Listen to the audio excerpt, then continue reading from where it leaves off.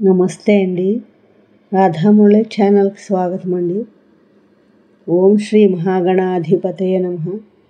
ఓం శ్రీ గురుభ్యో నమః. శ్రీమాతయే నమః. సౌందర్యలహరి 48వ శ్లోకం అండి. అహస్సూతే సవ్యం తవ నయనం అర్కాత్మకతయా త్రియామాం వామంతే సృజతి రజనీ నాయకతయా తృతీయా తే దృష్టిః దరదలిత హేమాంబుజరుచిః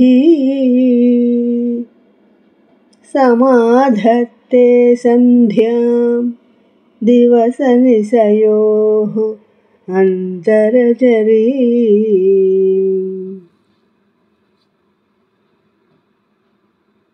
అహస్సూతే సవ్యం తవ నయనం అర్కాత్మకతయా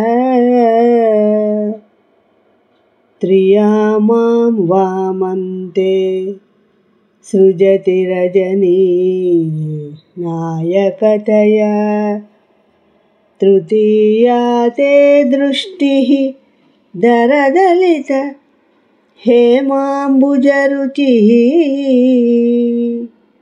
సమాధత్తే సంధ్యాం దివసనిశయోః అంతరచరీ.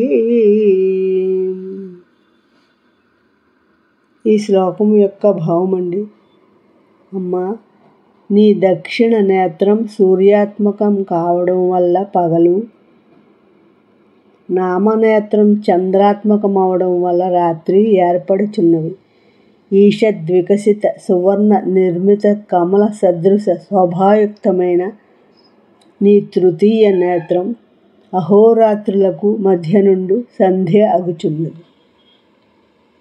నా ఈ శ్లోకం మీ అందరికీ నచ్చినట్లయితే లైక్ చేయండి, షేర్ చేయండి, సబ్స్క్రైబ్ చేయండి.